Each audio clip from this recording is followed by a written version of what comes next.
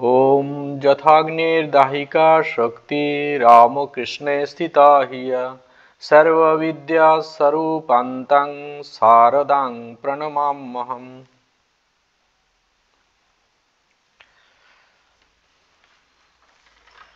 आगे माয়ের ক্ষমাশীলা ধর্মের উপর আমরা 3-4টে ক্লাসে আলোচনা করছিলাম। তো আজকে ত্যাগরূপা সাধিকা, ত্যাগরূপা শ্রী শ্রী মা শারদা, এটির উপরে আমরা আলোচনা করব।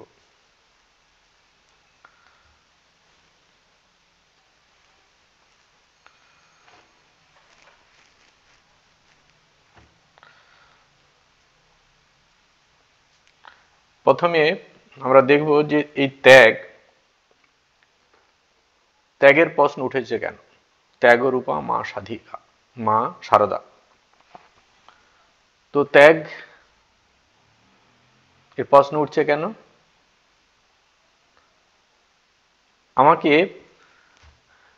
কোনো জিনিস পূর্ণরূপে স্যাটিসফাই করতে পারছে না, সন্তুষ্ট করতে পারছে না, সেই কারণে আমি ত্যাগ করতে যাচ্ছি। ওটা ত্যাগ করার প্রশ্ন আমি উঠেছে তখন যে আমি শান্তি পাচ্ছি না, যে জিনিসগুলোকে আমি ধরছি সেগুলো আমাকে শান্তি দিতে পারছে না। আমি তো পূর্ণ আনন্দে থাকতে চাই, সব সময় শান্তিতে থাকতে চাই, কিন্তু সেই শান্তি, পূর্ণ শান্তি আমাকে দিতে পারছে না, সেই কারণে আমি এগুলো ত্যাগের প্রশ্নটা উঠে গেছে।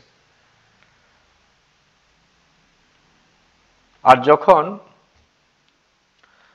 একটা জিনিস শান্তি দিতে পারছে না পূর্ণরূপে, সেটা পরিণামে আমাদের কি করছে? শান্তি যখন দিতে পারছে না, তাহলে দুঃখ দিচ্ছে। এই জগতের সমস্ত কিছুই দুঃখে পূর্ণ। সর্বম দুঃখম, বুদ্ধদেব বলছেন সর্বম দুঃখম। কেন? আমি যে জিনিসগুলোর পিছনে আমি ছুটছি, একটা টাইমের পরে সেগুলো আমাকে ছাড়তে হবে। আর এখন যে ছুটার সময় যে অ্যাটাচমেন্টটা তৈরি হয়েছে বস্তুর সঙ্গে, ব্যক্তির সঙ্গে, সেগুলো যখন ছাড়তে হবে আমাদের, স্বাভাবিক নিয়মই কষ্ট হবে, ছাড়ার কষ্ট। আমাদের সমস্ত যে বেদান্ত, সেগুলি আমাদের শিক্ষা দিচ্ছেন যে জগৎ হচ্ছে ভ্রম, একমাত্র সেই ব্রহ্মই সত্য বস্তু। এখন প্রশ্ন উঠছে যে আমরা যে ব্যবহার করছি, এই সকল সমস্ত ব্যক্তি বস্তু যেগুলো দেখছি, এগুলো সবসময় তো চোখের সামনে দেখছি, এগুলোকে আমি মিথ্যা বলবো কি করে? বেদান্ত এগুলোকে বলছেন যে এগুলো প্রাতিভাসিক সত্য, এগুলো তোমার চোখের সামনে প্রতিভাত হচ্ছে, তোমার চোখের সামনে আসছে। চোখের সামনে আসছে বলে এটা যে রিয়ালিটিটা ওটাই সত্য একবারে, সেরকম কিন্তু নয়। তো এগুলোকে সেই কারণে প্রাতিভাতিক ব্যবহারিক সত্য বলা যেতে পারে। যখন জ্ঞান অর্জন করে তখন বুঝতে পারে যে এটা বাস্তবে কোনো অস্তিত্ব নেই, একমাত্র সেই ব্রহ্মই বর্তমান। কিন্তু আবার যখন সেই অবস্থা থেকে সমাধি ভঙ্গের পর জগৎ সংসার মানে এতে আসছেন প্লেনে, সাধারণ লেভেলে, তখন আবার এগুলোকে দেখতে পাচ্ছে। তো প্রাতিভাসিক সত্য।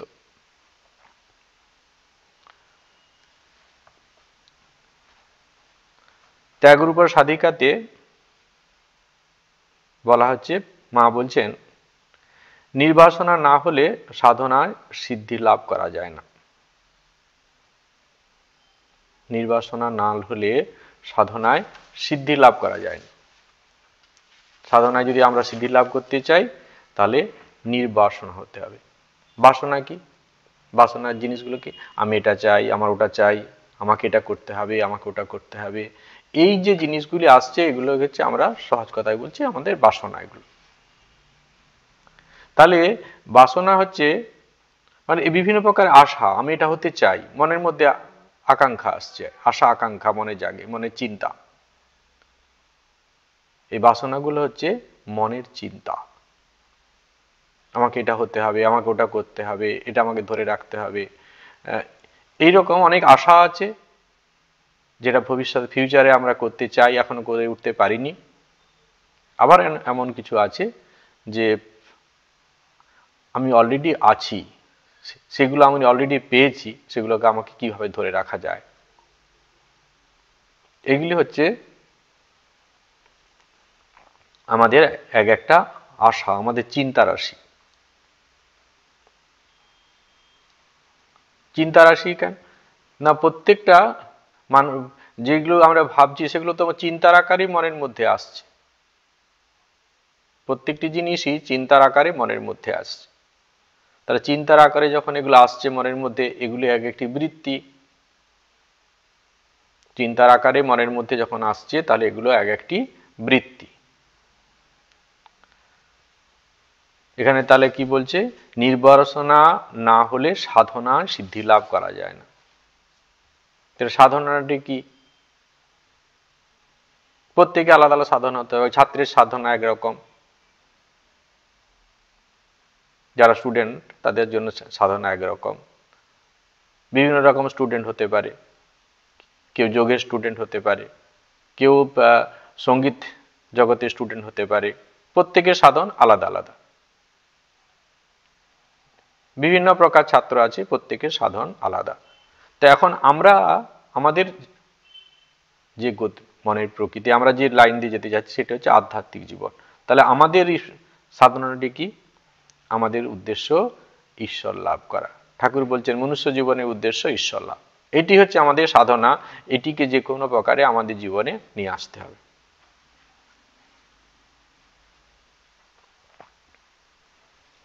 তাহলে এখানে নির্বাসনা হলেই সেই সাধনায় সিদ্ধি লাভ করা যায়। তাহলে ঈশ্বর লাভ করতে যদি নির্বাসন যদি হতে পারি, তবেই কিন্তু আমরা সেটিকে লাভ করতে পারব। নির্বাসনা মানে তাহলে কি, আমরা পেলাম যে বাসনা মনের মধ্যে যেন কোনো রকম বৃত্তি না থাকে।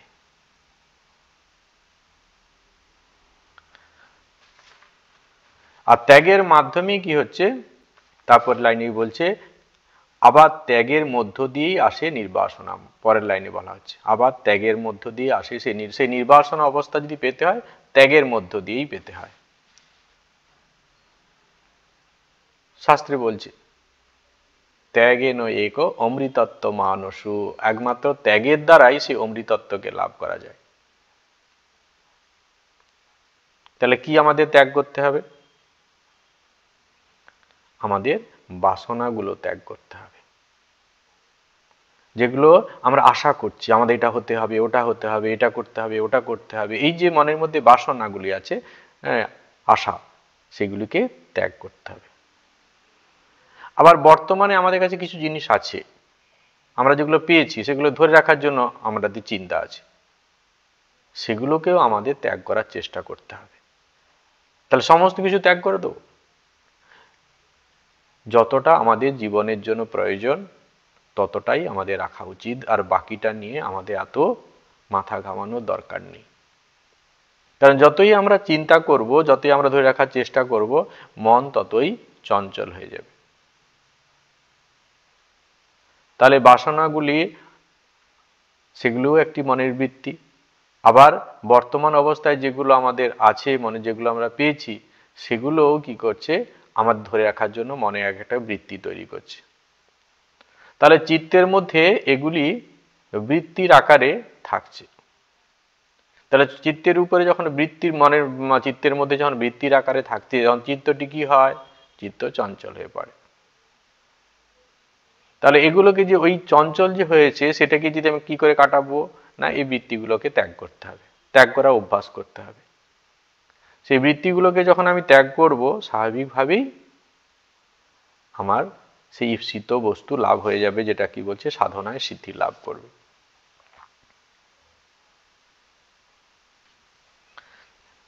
যেমন যেমন আমাদের এই বৃত্তিগুলো কন্ট্রোল হবে, সেই অনুপাতে আমাদের সাধন পথে আমরাও ততটা সমানুপাতিক।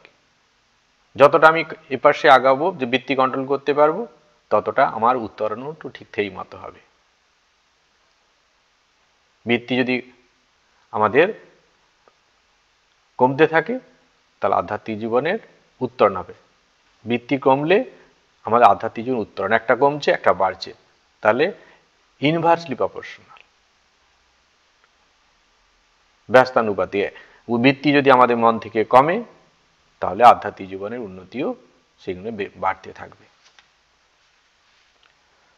এই বৃত্তিগুলো আমাদের মনটাকে কেন চঞ্চল হয় বৃত্তিতে?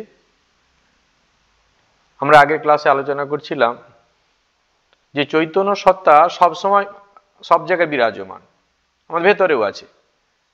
আর অন্তঃকরণ অর্থাৎ মন বুদ্ধি চিত্ত অহংকার, এই যে অংশটা মন, স্বামীজি বলছেন না, সেটাই মন, সেটাই বুদ্ধি, সেটাই চিত্ত, সেটাই অহংকার, সমস্ত কিছু বিভিন্ন সময় বিভিন্ন ফাংশন করে, সেই অনুযায়ী তার নাম। তো এই চিত্তের মধ্যে সত্ত্বগুণের প্রাবল্য হওয়ার কারণে এটি কি হয়, সেই চৈতন্য সত্তার খুব কাছাকাছি থাকে। আগে ক্লাসে আমরা বলছিলাম সেই চৈতন্য সত্তার কাছাকাছি থাকার জন্য কি হয়, চৈতন্য সত্তার প্রভাবে এটি চৈতন্যময় হয়ে যায়, উপযুক্ত মাধ্যম বলে এটি চৈতন্যময় হয়ে যায়। তখন কেমন, সেটিও অনেক ক্লাসে অনেক সময় আমরা আলোচনা করি। মায়েরা বলেন যে একটি লোহারকে যদি একটি চুম্বকের সামনে রাখা হয় তাহলে সঙ্গে সঙ্গে সেই লোহাটি কি হয়, চুম্বক ধর্ম তার মধ্যে ফুটে ওঠে। আসলে কিন্তু লোহাটা চুম্বক নয়, কিন্তু এই যেহেতু চুম্বক আছে, শক্তিমান চুম্বক, সেই কারণে লোহাটি চুম্বক হয়ে যায় এবং সেই কারণে সেই লোহাটি কি করে, বাইরের অন্য লোহাকে আকর্ষণ করার ক্ষমতা পেয়ে যায়। তো সেই আমাদের হয়েছে সেই চৈতন্য সত্তার মধ্যে যেহেতু মন বুদ্ধি চিত্ত অহংকার চলে আসছে, সঙ্গে সঙ্গে মন বুদ্ধি চিত্ত অহংকার চৈতন্য সত্তার মতো কাজ শুরু করেছে। এখন বহির্জগৎ থেকে যা কিছু আসছে বহির্জগৎ থেকে, সেটি আমাদের কি হয়, মন থেকে, মনের মধ্যে যেহেতু পড়ছে, সেটি আমাদের এখানে রিফ্লেক্ট করছে, মনের মধ্যে রিফ্লেক্ট করছে। মনের মধ্যে যখন রিফ্লেক্ট করছে, বহির্জগতের সমস্ত কিছু বৃত্তি আসলে চৈতন্য সত্তা, চৈতন্য সত্তা তখন এই যে ভাবছে কি, যে আমি সমস্ত কিছু দেখছি, আমার দ্বারা সমস্ত কিছু হচ্ছে, এই ভাবনাটি তখন প্রকাশিত হয়ে যায়। এই অহংকার বুদ্ধি তখন জেগে ওঠে, এই অহংকার বুদ্ধি তখন জেগে উঠছে। তো এই চিত্তবৃত্তি এটিকে যখন যখন আমাদের থাকবে না, বহির্জগতের সঙ্গে যখন অ্যাটাচমেন্ট আস্তে আস্তে কমে যাবে চিত্তের মধ্যে, তখন ওই বৃত্তিগুলো থাকবে না। তখন আমরা কি দেখব, আমাদের ট্রু নেচারকে দেখতে পাবো। যেহেতু ভাইব্রেট হতে চাচ্ছে, আমরা নিজেকে দেখতে পাচ্ছি না। চৈতন্য সত্তা কিন্তু সবসময় আমাদের ওর মধ্যে, চৈতন্য সত্তা ডাইরেক্ট দেখা যায় না, সত্যগুণে এতই তিনি একবারে সত্য গুণে, তো সেই কারণে তার কিরকম দেখা যায় না, কিন্তু যে একটা মিডিয়ার মাধ্যমে প্রকাশিত হতে পারে। ডাইরেক্ট কোথায় দেখতে পাওয়া যায়, যে মন অন্তঃকরণের মধ্যে তার প্রভাব পড়ছে, অন্তঃকরণের মধ্যে প্রভাব পড়ার জন্য আমরা তখন কি করি, তাকে আমরা বুঝতে পারি, আমরা তখন তাকে অনুভব করতে পারি, আমরা তখন তাকে অনুভব করতে পারি সেই চৈতন্য সত্তা। এখন সেই চৈতন্য সত্তা এখন বহির্জগতের সঙ্গে, যেহেতু বহির্জগতের জিনিসগুলোর সঙ্গে আমাদের অ্যাটাচমেন্ট হয়ে গেছে, সেই কারণে সেগুলি ওই চৈতন্য সত্তার মধ্যে, ওই অন্তঃকরণের মধ্যে যেহেতু উঠছে, সেই কারণে আমরা আমাদেরকে দেখতে, আমার ট্রু সেলফটাকে দেখতে পাচ্ছি না, বহির্জগতের বৃত্তিগুলোকেই আমিময় হয়ে গেছি, আমি ওটাই হয়ে গেছি। যখন যে বৃত্তিটা আসছে তার সঙ্গে একাত্মতা লাভ করছি, আর সেই অনুযায়ী আমাদের মনের প্রকৃতিটাও চেঞ্জ হয়ে যাচ্ছে। আর যখন কোনো বৃত্তি থাকবে না, তখন আমি আমার ট্রু সেলফটাকে আমি নিজেই দেখতে পাবো। তো যখন সাধন করতে করতে আমরা ওই বৃত্তিগুলোকে শান্ত করতে পারবো, তখন আমরা আমাদের আসল স্বরূপ জানতে পারবো। এটি কোনো উপায়, সেই জপ ধ্যান করে করুক, যোগ সাধনা করে করুক, বিচারের দ্বারা করুক, যেভাবেই হোক, মনের মধ্যে এই রকম অবস্থাগুলিকে আনা চলবে না। সেই জন্য তো পতঞ্জলি যোগসূত্রতে বলা হচ্ছে কি, যোগ চিত্তবৃত্তি নিরোধ। চিত্তের মধ্যে যে বৃত্তিগুলো উঠছে সেগুলো নিরোধ করাই হচ্ছে যোগ। তাহলে নির্বাসনা যদি হতে পারে, আমার মধ্যে যদি বাসনা, সেই কারণে মা বলছে নির্বাসনা যদি হয় তাহলে এক্ষুনি হয়ে যায়।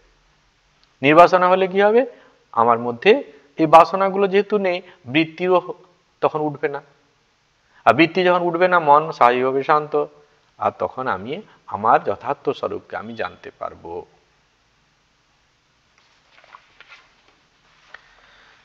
এরপরে কি বলছেন,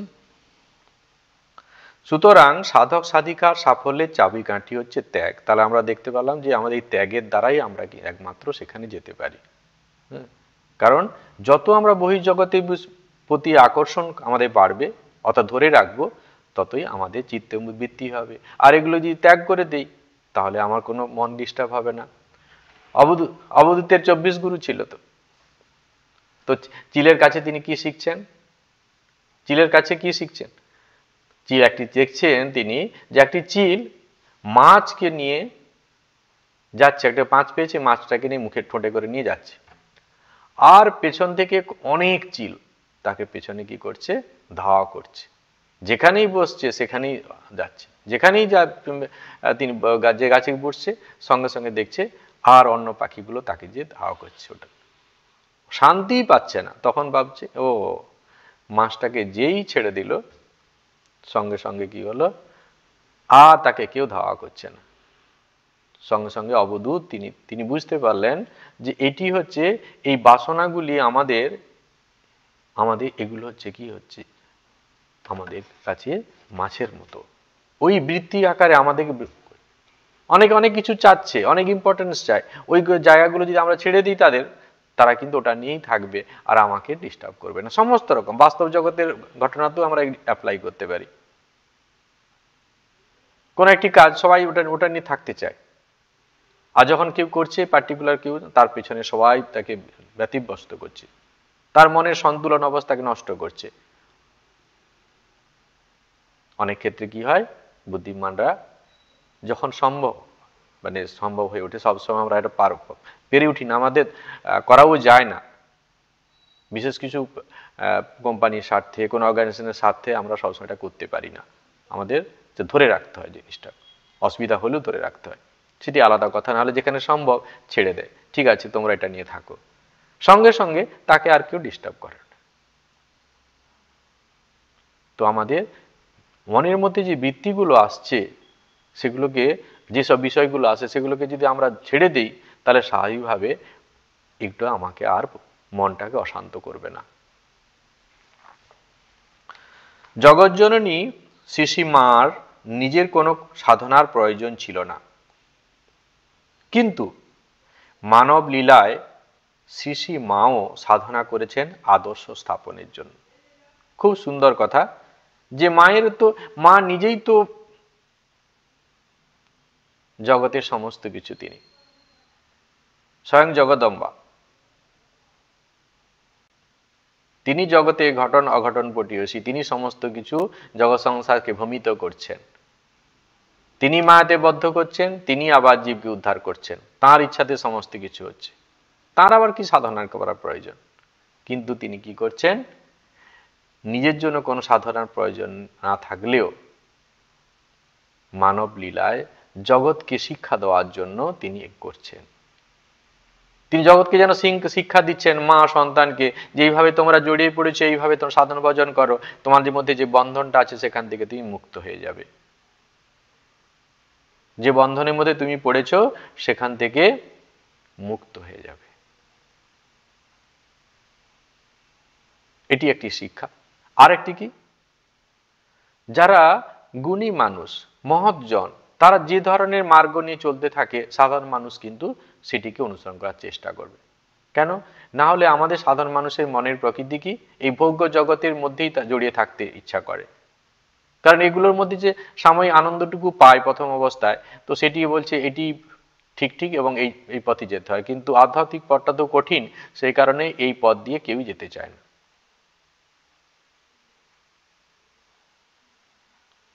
এই যে অসারতা,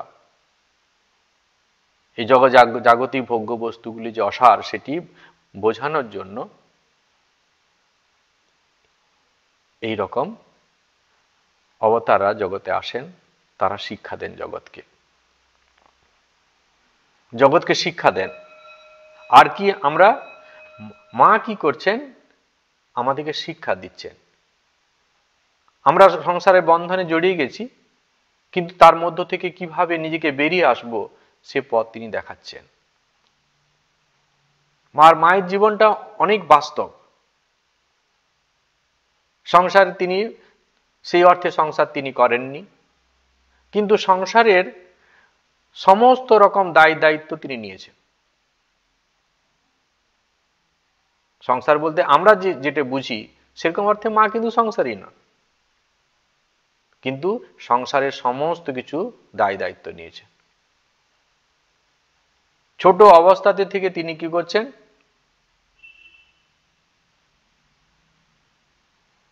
দল ঘাস কাটছেন, সংসারের দায়িত্ব।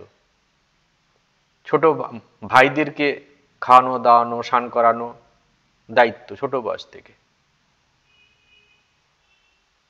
আবার কি করছেন, রান্না বান্না করছেন, যে এতই ছোট বয়স রান্না করার পর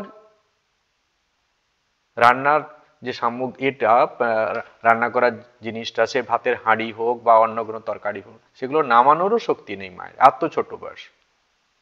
বাবার সাহায্য নিচ্ছেন। পরবর্তী জীবনে আমরা কি দেখেছি, ভাইদেরকে পড়াশোনা করার ব্যাপারে সাহায্য করছে, ভাই বউদেরকে তিনি সাহায্য করছেন, ভাই ঝিদের মানুষ করার চেষ্টা করছেন, সংসারে পাঠাচ্ছেন তাদের, সমস্ত রকম দায় দায়িত্ব পালন করেছেন, অথচ নির্লিপ্তভাবে। আর প্রত্যেকেই কিন্তু যাদের সঙ্গে সংসার জীবনে তিনি এসেছেন, সেই ভাই হোক, ভাইজি হোক, ভাই বউরা হোক, প্রত্যেকেই দুর্ব্যবহার করেছে। আর মা সমস্ত কিছুকে হাসি মুখে সব সহ্য করে নিয়েছেন। কোনোটাই মায়ের উপরে প্রভাব বিস্তার করেন, কোনোটাই প্রভাব বিস্তার করতে পারেনি। কারণ জগৎ সংসারের এই যে সম্পর্ক, এই সম্পর্কগুলো তিনি সমস্ত কিছু সাধারণভাবেই তিনি নিয়েছেন, কোনোটা ভেতরে ঢোকানি, সেই জন্য মনের মধ্যে বৃত্তি তৈরি হয়নি। এটি আমাদের শিক্ষণীয়, যে মা কিভাবে সমস্ত সংসারের মধ্যে থেকে সংসারের সমস্ত বিষয়কে ত্যাগ করে নিজে একবারে ত্যাগ সম্রাজ্ঞী ছিলেন। ঠাকুর যেন ত্যাগের সম্রাট, মা ত্যাগের সম্রাজ্ঞী। ঠাকুর তো সেরকম কোনো জিনিসের মধ্যে ছিলেন না, সুতরাং ঠাকুরকে দেখে আমরা বুঝতে পারবো না। কিন্তু আমাদের মনে হতে পারে ওটা কি, ঠাকুর তোর মধ্যে সংসারের মধ্যে ছিলেনই না, তার আবার কি, দক্ষিণেশ্বরের দিনগুলো কাটিয়েছেন, ভক্তদের সঙ্গে ছিলেন, আর কি। কিন্তু মা সংসারের মধ্যে থেকেও কিভাবে নির্লিপ্ত, কিভাবে ত্যাগ করেছেন, এটি আমাদের জীবনে সবসময় একটি আদর্শ। এটিকে আমাদের মনে রাখতে হবে।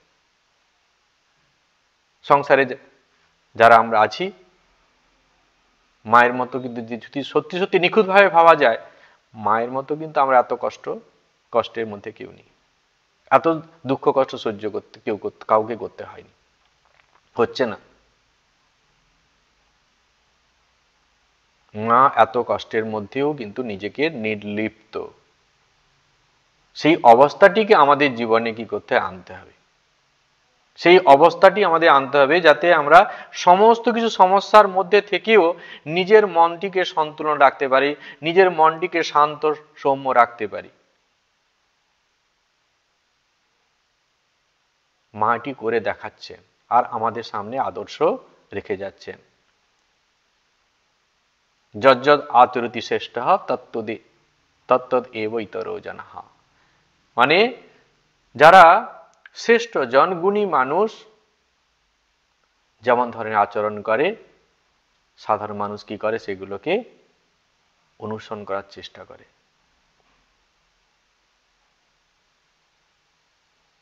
জ্ঞানী মানুষরা যারা যা কিছু যে পথে অনুসরণ করছে, সেটিকে সাধারণ মানুষ কি করছে, সেটিকে অনুসরণ করছে। এবং সেটি যদি আমরা অনুসরণ করতে পারি, তাহলে আমাদের জীবনটাও অর্থবহ হয়ে উঠবে, আমাদের জীবনে আর চেঞ্জ আসবে।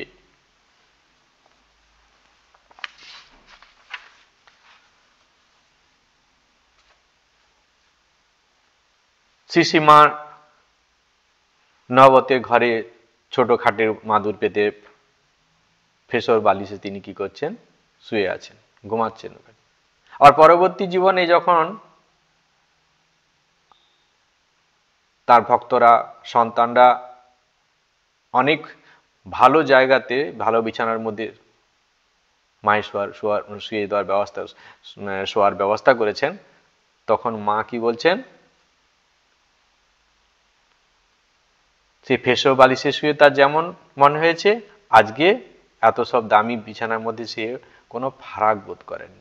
দুটোকেই তিনি সমানভাবে নিচ্ছেন, কোনো কিছু পার্থক্য, যত মনের মধ্যে কোনো বিকার তৈরি করতে পারছে না।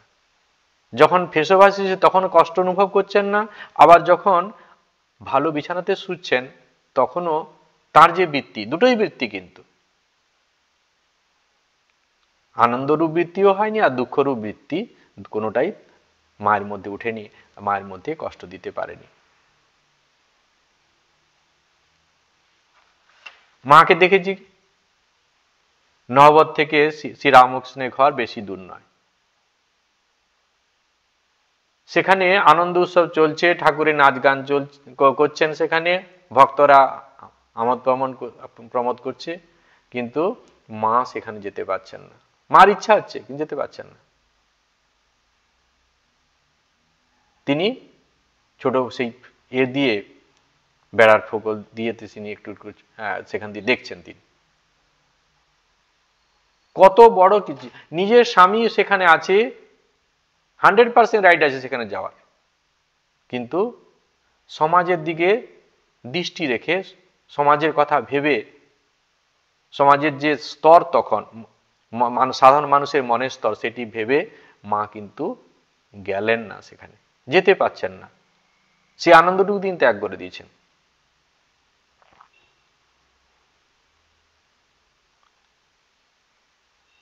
স্ত্রী স্বামী সেবা করবে, এটা তো ন্যায় অধিকার, এখানে অন্য কিছু নেই, কিন্তু মা যখন সেই মায়ের কাছে সেই সেবার অধিকারটাও কেড়ে নিয়েছে ভক্তরা। গোলাম মা কে ঠাকুর একদিন বলেছে তো ভাতটা নিয়ে আয়, ব্যাস সেই যে শুরু করেছে আর ছাড়ছে না। আর নিজে ভাবছে না যে মায়ের মধ্যে কতটা কষ্ট হতে পারে। আগে তাও এক আধবার এই ঠাকুরকে খাওয়াতে যে দেখা সাক্ষাৎ হতো, সেটিও বন্ধ হয়ে গেল। মা ত্যাগ করে দিয়েছেন, কষ্ট হলো ভেতে চাপা রেখেছেন, কিন্তু কাউকে বলছেন না।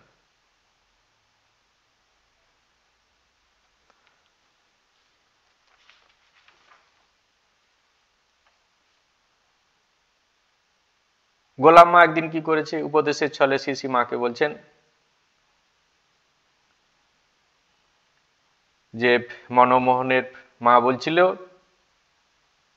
ঠাকুরকে ইঙ্গিত করে যে উনি বড় ত্যাগী, আর মা এই মাগড়ি টাগড়ি সব গয়না পরে, এ কি ভালো দেখায়? যেই না বলা, মা কি করছেন, সব ছেড়ে খুলে দিয়েছেন, সব তিনি খুলে দিলেন। পরের দিন যোগের মা এসে যখন শ্রী মাকে অনুরোধ করলেন, তখন দু একখানা গয়না আবার পরলেন তিনি, আর কোনোদিন পরতে পারেননি। ঠাকুর অসুস্থ হয়ে পড়ছেন, আর তিনি এসব জিনিসের দিকে আর কথা ভাবতেও পারেননি তিনি।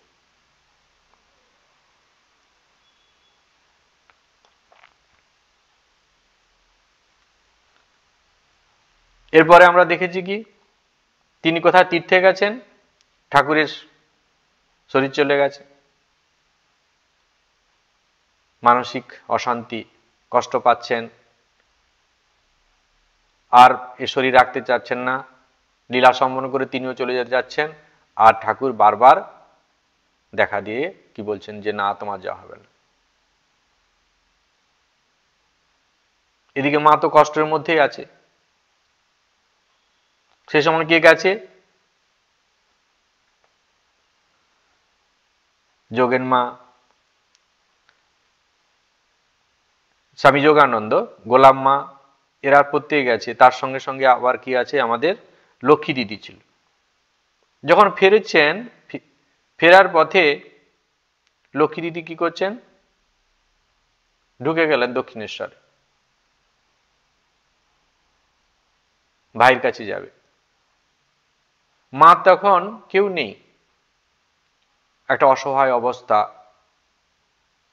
সদ্য ঠাকুর লীলা সম্পন্ন করে চলে গেছেন, মাকে একটু মোরাল সাপোর্ট দিতে হবে। লক্ষ্মী দিদির মনে কিন্তু এটা জাগেনি, ভাইয়ের কাছে চলে গেছে। মা কাউ কিছু বলেননি, মা এর জন্য দোষারোপ করেন, সব মেনে নিয়েছেন।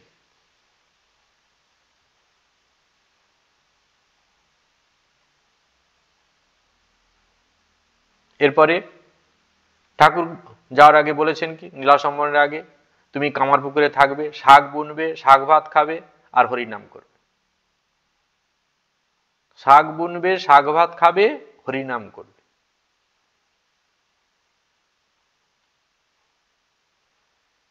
তার মানে অর্ডিনারি লিভিং, হাই থিঙ্কিং ঠাকুর শেখাচ্ছেন। সাধারণভাবে জীবনযাপন করবে, অত বিলাস বেসনের দরকার নেই, কিন্তু চিন্তাধারাটা উচ্চ হবে।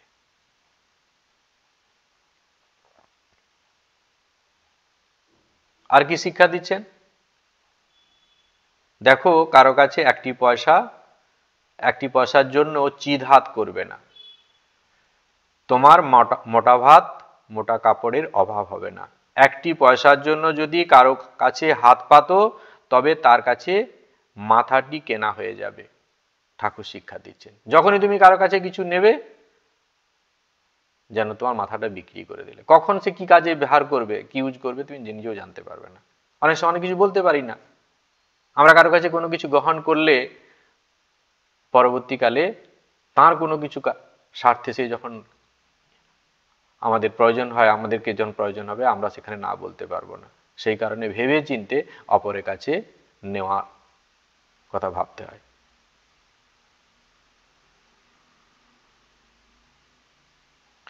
এরপরে ঠাকুর আরেকটি কথা বলছেন যে বরং পর ভাতা ভালো, পর ঘোরও ভালো নয়। অপরের কাছে জিনিস নিয়ে তুমি খাও, ওটা ঠিক আছে, তাও চলবে, কিন্তু কারো বাড়িতে আশ্রয় গ্রহণ করো না। আর কি বলে গেছিলেন? তোমার ভক্তরা যেখানেই নিজের বাড়িতে আদর করে রাখুক না কেন, কামার পুকুরে নিজের ঘরখানি কখনো নষ্ট করো না। মা শেষ পর্যন্ত চেষ্টা করেছেন, এমন একটি অবস্থা হয়েছে তিনি থাকতে পারেননি, কিন্তু লাস্ট পর্যন্ত ঠাকুরের ঘরটি কিন্তু তিনি যত্ন করে গেছেন শেষ পর্যন্ত, যাতে সুন্দর করে রাখা যায়।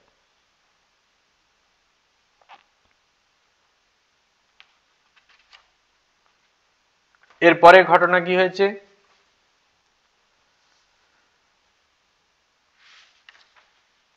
ঠাকুর যখন শরীর চলে গেছে তখন এই দক্ষিণেশ্বর থেকে খাজানজি, তো ওখান দক্ষিণেশ্বর থেকে ঠাকুরের জন্য, মায়ের জন্য কিছু পাঠাতেন অর্থ। এই জায়গাটি খুব ইম্পর্টেন্ট। তৈলক্যনাথ শ্রী মাকে যে অর্থ সাহায্য করতেন তা বন্ধ হয়ে গেল। কেন বন্ধ হয়ে গেল? না, ঠাকুরের ভাতুষপুত্র সেখানে যে বলছেন কি, যে খুড়িমা যা পান ওখানে তার জন্য যথেষ্ট। রামলাল সেখানে যে বলছে যে মা সেখান থেকে বিভিন্ন ভক্তদের কাছে যা কিছু পায় সেটি যথেষ্ট। সঙ্গে সঙ্গে তৈলক্য রানী রাসমণির দরিদ্র সে কি করছে, ওরা বর্ত বন্ধ করে দিল। ঠাকুর দিয়ে রাখার পর দিনু খাজানজি অন্য সকলের লেগে এই টাকা বন্ধ করে দিলে। বাস, মা কিন্তু কাউ কিছু বলেননি। নিজের বাড়ির লোকরা তারাই কি করছে, মায়ের শত্রুতা করছে, মা কোনো কিছু বলছে না।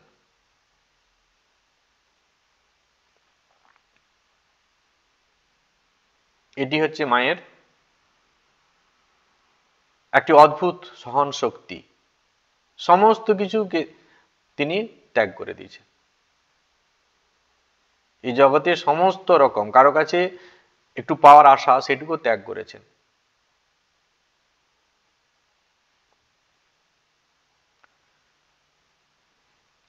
এরপরে তিনি অদ্ভুত, আরো ব্যাপারটি অদ্ভুত। এক সময় এসেছে রামলাল বাড়িতে যা কিছু আছে সব বিক্রি করে সামান্য একটু ঘরটু রেখে দিয়ে সমস্ত কিছু বিক্রি করে দিয়ে চলে গেছে। অন্য আর যা কিছু রঘুবীরের মন্দির টন্দির যা কিছু আছে সেবা বাচ্চা অন্য লোককে ভাগ দিয়ে দিয়েছে, দায়িত্ব দিয়ে চলে গেছে। মা কি করে থাকবেন, মার কি করে চলবে, কোনো রকম কোনো কিছু দায়িত্ব নেই। মা এসে দেখছেন কোনো কিছুই নেই, কোনো কিছু নেই, কোনো রকম কর্তব্য করা কথা তিনি ভাবেননি। ঠাকুর দক্ষিণেশ্বরের ঠাকুরের জন্যই তার এত এত কিছু, অথচ সে শত্রুতা করেছে। মা এটাও সহ্য করে নিয়েছেন।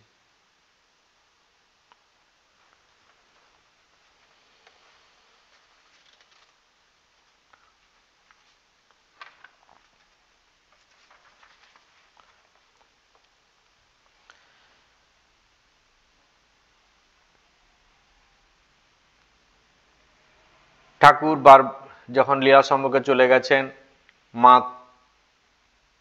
সামাজিক যে প্রথা সেই অনুযায়ী তিনি কি করছেন, সেই বৈধব্য ড্রেস, বিধবার ড্রেস, সেটি তিনি পরতে চাচ্ছেন। কিন্তু ঠাকুর বারবার তিনি দর্শন দিচ্ছেন, আমি কোথায় গেছি, তিনি খুলতে দিচ্ছেন না। এদিকে সমাজের আরেকটি, যে সমাজে তিনি বাস করছেন সেখানে সবাই সমালোচনা করছে, সবকিছু মেনে নিয়েছে।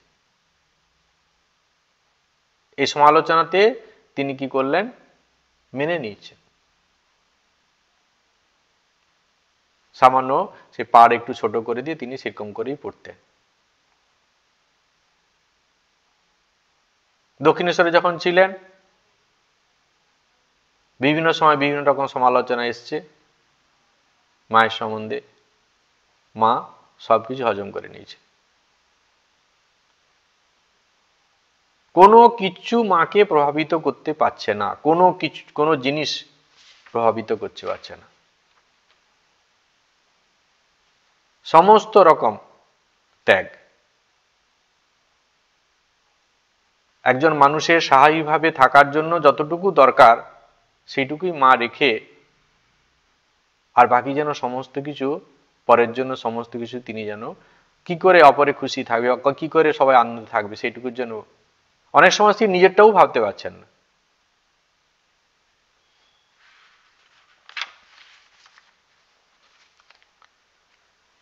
আসলে আমাদের মনের মধ্যে দুটি অবস্থা, এই লোয়ার ট্রুথ আর হায়ার ট্রুথ।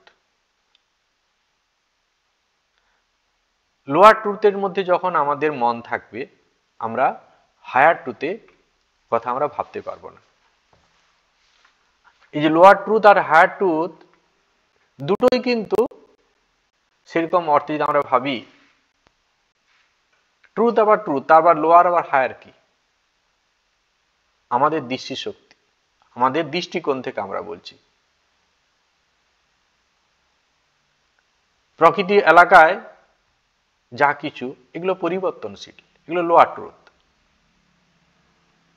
আর যে অপরিবর্তনশীল সত্তা, ইটারনাল ট্রুথ, সেই ঈশ্বর তত্ত্ব। তো লোয়ার ট্রুথ আর হায়ার ট্রুথ এটা আলাদা জিনিস নয়। যেন একটা কয়েনের দুটো সাইড, হেড এন্ড টেল, দুটো সাইড। আমি যদি হেডটা দেখে আনন্দ পেতে চাই, তাহলে টেল দেখার আনন্দটা আমাকে ছাড়তে হবে। আবার টেল দেখে আমি যদি আনন্দ পেতে চাই, তাহলে হেড দেখার আনন্দ আমাকে ছাড়তে হবে। অর্থাৎ নিম্ন আনন্দ নিয়ে আমি যে জগৎ আনন্দতে থাকতে চাই, জাগতিক এইসব আনন্দ নিয়ে আমি থাকতে চাই, তাহলে সেই উচ্চ আনন্দ আমাকে ভুলে যেতে হবে। আমি কোনোদিন সেখানে আনন্দ পেতে পারবো না। আবার উচ্চ আনন্দ যদি আমরা পাই, তখন এটা আমাদের স্বাভাবিকভাবে মন থেকে চলে যাবে। এটি নিয়ম। হেড দেখলে আমরা টেল দেখতে পাবো না, টেল দেখলে আমি হেড দেখতে পাবো না। যখন আমি ফার্স্ট ফ্লোরে আছি, গ্রাউন্ড ফ্লোরে আছি, যখন ফার্স্ট ফ্লোরে আমি কিছু দেখতে পাবো না, কি আছে ওখানে। আবার যখন আমি ফার্স্ট ফ্লোরে চলে গেছি, তখন গ্রাউন্ড ফ্লোরে কি আছে সেটাও দেখতে পাবো না। তো মনটি আমাদের যে অবস্থায় রেখেছি, সেখান থেকে আমাদের যদি উত্তরণ করতে চাই, আমাদের বিচারের সাহায্য নিতে হবে যে এটি আমাদের জন্য কতটা কল্যাণকারী। জগতে সমস্ত কিছু চেঞ্জ হচ্ছে। তো এই বস্তুগুলো আমাদের যে যতটুকু আমাদের এক্সপিরিয়েন্স হয়েছে এনাফ। যেগুলো আমাদেরকে মনে হচ্ছিল এগুলো আনন্দ দেবে, কিছু সময়ের ব্যবধানে দেখা যাচ্ছে যে ওই জিনিসগুলোই আমাদের জীবনের সব থেকে দুঃখের কারণ হয়েছে, কষ্ট হচ্ছে। তাই আমাদের কি করতে হয়, এগুলো পারে যেতে হয়। এগুলো পারে যেতে, কি করে পারে যাওয়া যাবে? আমি যখন হায়ার থটের মধ্যে আমরা মন দিতে পারবো, উচ্চ চিন্তার মধ্যে আমরা থাকতে পারবো, স্বাভাবিকভাবে লোয়ার জিনিসগুলো আমাদের মধ্যে থেকে চলে যাবে। মাইন্ডটা কিসের মতো? আয়নার মতো একটা। আমাদের মনটা জাস্ট লাইক মিরর। যখন আমরা লাল জিনিসের কাছে আছি তখন অলরেডি মিরারের মধ্যে কি হবে, মিরারটা লাল জিনিসের কাছে থাকলে লাল দেখাবে, লাল ফুল ফুটে উঠবে। নীল ফুলের কাছে থাকলে নীল দেখাবে। মিরার কোনোটা জিনিসটাকেই ধরে রাখতে পারে না। ঠিক আমাদের মনটিও ঠিক তেমনি ভাবে, যখন যে বস্তুটি আমাদের সামনে আসে সেই বস্তুটিকে ও কি করবে, প্রজেক্ট করতে থাকে।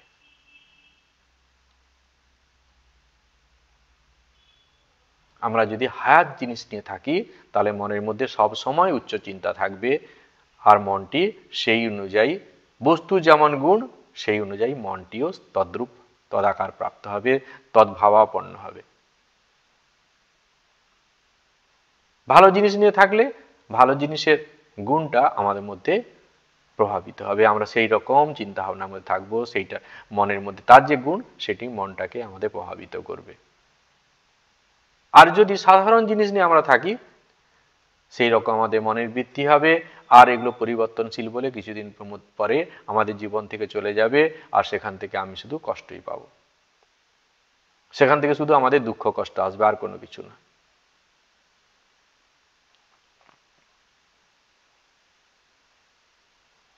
সেই জন্য বলছে ত্যাগেন এক অমৃতত্ব মানুষু। তাহলে আমরা ওই ত্যাগের দ্বারাই একমাত্র আমরা হায়ার জায়গাতে যেতে পারি। আমরা যদি পেতে চাই, মনের মধ্যে সত্যি সত্যি সেরকম বাসনা হয়, স্বাভাবিকভাবেই আমি চাইব না, কারণ এগুলো থেকে আমি কষ্ট পাচ্ছি, অনেক এক্সপিরিয়েন্স তো হয়ে গেছে, এগুলো আমাকে কষ্ট দিচ্ছে, এখন এগুলো থেকে আমার চলে যেতে হবে। আমি তো ছেড়ে যেতে পারছি না, সেটাও বলছে কিভাবে যাবে, তুমি উচ্চ চিন্তায় মন দাও, নিম্ন চিন্তা তোমাকে আর ডিস্টার্ব করবে না। তুমি সেকেন্ড ফ্লোরে চলে যাও, ফার্স্ট ফ্লোরে কি আছে দেখতে পাবে না। ওখানে দাঁড়িয়ে যদি আমি বারবার ভাবি আমাকে উপরে যেতে হবে, আমি কখনো যেতে পারবো না, আমাকে চলতে হবে, উপরে যেতেই হবে, তখন স্বাভাবিকভাবেই চলে যাবে, স্বাভাবিকভাবেই চলে যাবে।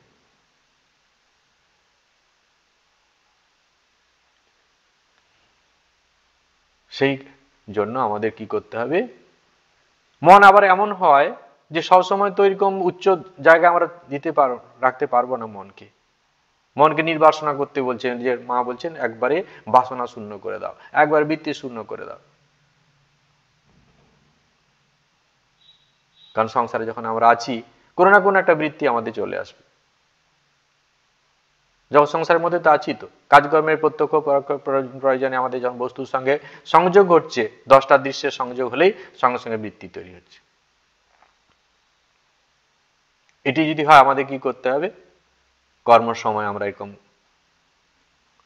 ঈশ্বরের কর্ম করছি, ভগবানকে তুষ্ট করার জন্ম করছি, এই ভাবনা সব সময় আমাদের কি করতে হবে, কর্ম শেষ হয়ে গেলে ঈশ্বরের সঙ্গে আমাদের যুক্ত হতে হবে, হায়ার থটের সঙ্গে যুক্ত হতে হবে।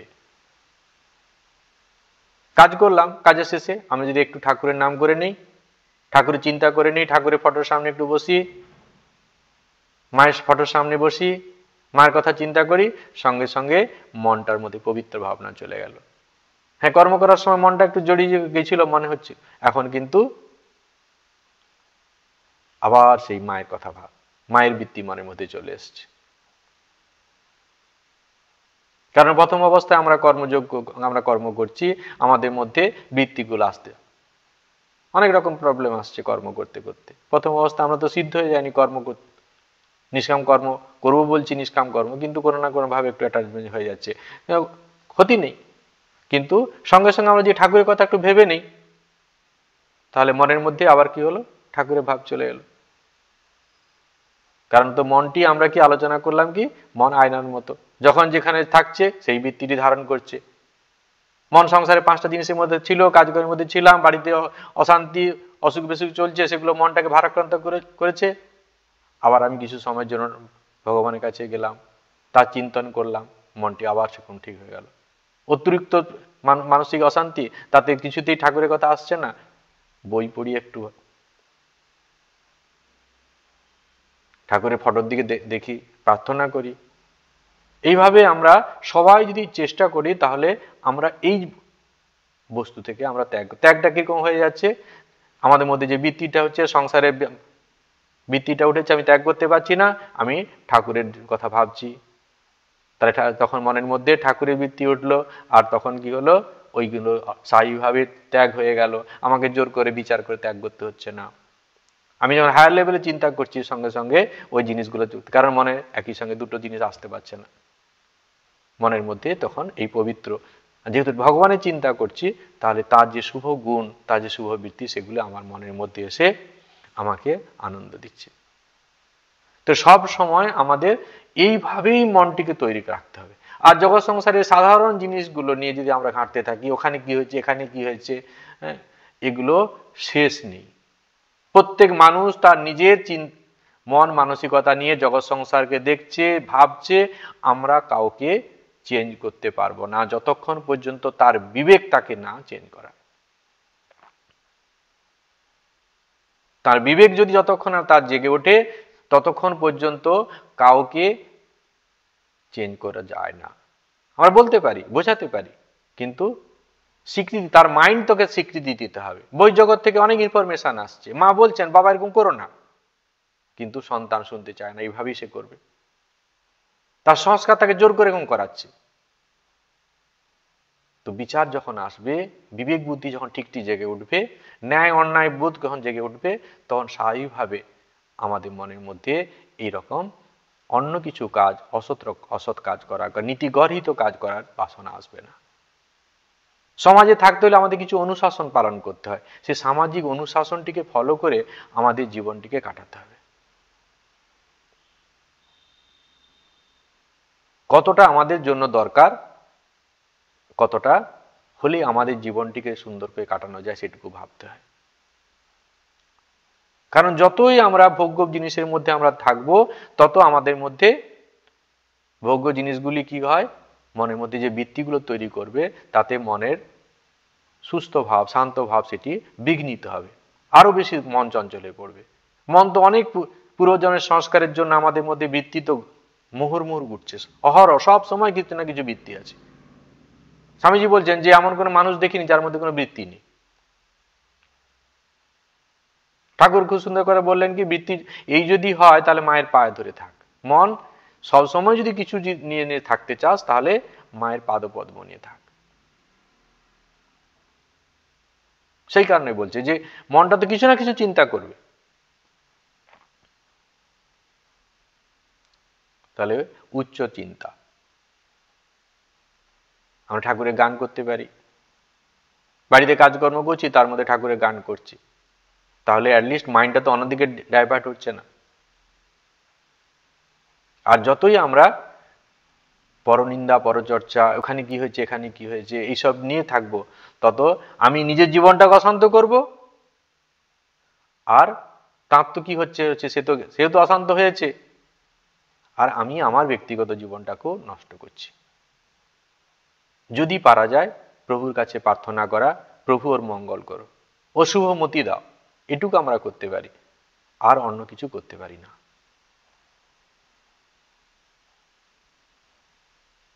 প্রত্যেক মানুষ তার সংস্কারের দাস, সেই অনুযায়ী চলবে। সেই জন্য আমাদের ত্যাগের জীবন পালন করতে হয়। মা সমস্ত কিছুর মধ্যে আছেন, সমস্ত কিছুর মধ্যে থেকেও কোনো কিছুতে লিপ্ত নয়, আমাদেরকে অভ্যাস করতে হবে। মা সমালোচনার পাত্র হয়েছেন, ঠাকুর সমালোচনার পাত্র হয়েছে, স্বামীজি সমালোচনার পাত্র হয়েছেন, কিন্তু ধীর স্থির ভাবে সমস্ত কিছুকে তারা সহন করে গেছেন। সংসার জীবনে বিভিন্ন মানুষ বিভিন্ন সময় বিভিন্ন রকম মন্তব্য করবে, পরিবারের মধ্যে অনেক অশান্তি ঘটবে, কিন্তু আমরা সবসময় ফাইট করে, ঝড়ঝাঁটি করে আমরা সমস্যার সমাধান করতে পারবো না। কিছু ক্ষেত্রে আমাদের সহ্য করে নিতে হয়। আমরা যতই ওই বস্তুগুলোকে আমরা ত্যাগ করার অভ্যাস করব, যেগুলো আমাদের মধ্যে ঢোকার চেষ্টা করছে, ওগুলোকে যদি ত্যাগ করার চেষ্টা করি, তাহলে আমাদের কোনো কিছু অসুবিধা হবে না। বুদ্ধদেবের জীবনে খুব সুন্দর ঘটনা আছে। বুদ্ধদেব যাচ্ছেন রাস্তা দিয়ে, আর একজন কি করছেন, সাধুদের খুব সমালোচনা করছেন। বুদ্ধদেবকে দেখে খুব অনেক রকম কথাবার্তা বলছেন, খারাপ খারাপ মন্তব্য করছেন। বুদ্ধদেব স্থির হয়ে দাঁড়িয়ে আছেন ওখানে। সেই লোকটি বলছেন, মশাই আপনাকে যে এতক্ষণ অনেক কিছু কথা বললাম, তো আপনি কিছু বলছেন না। তিনি এক সুন্দর কথা বলছেন, যে দেখো তোমার কাছে কোনো কিছু জিনিস আছে, তুমি কাউকে দিতে চাইলে, সে যদি না নেয়, কার থাকে? বলছে যদি না নেয় তাহলে যার জিনিস তার আছে, তারই থাকবে, আর কি হবে, সে তো নিল না। বলছে এতক্ষণ তুমি যা দিয়েছিলে আমি কোনোটাই নিইনি, সুতরাং আমার কোনো অসুবিধা হবে না। সমাজে থাকার প্রয়োজন অনেক সময় আমাদের কি করতে হয়, কোনো কিছু অনেক সময় আমাদেরকে বলতে হয়, একটু ফোঁস করতে হয়, কিন্তু যাদের যদি না চেঞ্জ হয়, ব্যাস, ডোন্ট কেয়ার। এই সোসাইটিতে কিছু মানুষ থাকবে, তারা এরকম ভাবে চলবে, আমাদের ওটা নিয়ে আমাদের সময় নষ্ট করে লাভ নেই। আমাদের এগিয়ে চলতে হবে। আমরা যত উচ্চ চিন্তা করে যাব, আমি ওই সমস্যা থেকে অনেক দূরে চলে যাব। আমার জন্য আধ্যাত্মিক চিন্তা যত বেশি করব, আমি ওই রকম ভাইব্রেশনের মানুষদের কাছ থেকে মনের জগতে আমি অনেক দূরে চলে যাব। সুতরাং ডিস্টেন্স অটোমেটিক তৈরি হয়ে যাবে। ডিস্টেন্সটা অটোমেটিক তৈরি হবে, ডাইরেক্ট ডিস্টেন্স করার দরকার নেই যে তুমি আমার কাছে দূরে থাকো, দরকার নেই। আমি আমার মনে আধ্যাত্মিকতা দিয়ে আমি যদি বেশি ধ্যান জপ করি, অটোমেটিক আমি অনেক দূরে চলে যাব। এটাই হচ্ছে বেস্ট ত্যাগ। সব সময় ফাইট করে হয় না। সংসারে কারো কাছে অশান্তি হয়েছে, তার সঙ্গে ঝগড়া শুরু করলো, মা করেননি কারোর সঙ্গে। মা কি দিয়ে করলেন তাহলে? মা শুধু তার আধ্যাত্মিকতা দিয়ে তিনি চেঞ্জ করে দিলেন। সাধন ভজন এত বেশি তিনি করছেন, ওগুলো মনের মধ্যে ঢুকতে পারছেন না। উনি অনেক দূরে ওই সমস্যা থেকে, ওই ব্যক্তি থেকে অনেক দূরে মনের জগতে, যদিও সামনে তিনি আছেন, কিন্তু মনের জগতে অনেক দূরে আছে। মনের মধ্যে তো সমস্ত কিছু উঠছে, মনটাই যখন ওই ব্যক্তি বা বস্তু থেকে অনেক দূরে, সুতরাং সমস্যা মায়ের মধ্যে উঠছে না। আমাদের এটাই হচ্ছে শিক্ষণীয়। আমাদের এই জীবনে এটিকে অভ্যাস করতে হবে, যে যতটা আমাদের এই জীবনে আমরা অভ্যাস করতে পারবো, ততই আমাদের এই জীবনের জন্য কল্যাণকর। আর বাকি সমস্ত কিছু অনিত্য সব। আর ওগুলো নিয়ে আমরা যদি পড়ে থাকি, আমাদের জীবনটাকে আমরা অশান্ত করছি, আমাদের জীবনটাকে আমি ধ্বংস করছি। ভালো থাকুন, আনন্দে থাকুন। আজকে এই পর্যন্ত। ওম শান্তি শান্তি শান্তি। হরি ওম তৎসৎ। শ্রীরামকৃষ্ণার্পণমস্তু। জয় শ্রী গুরু महाराज जी की जय।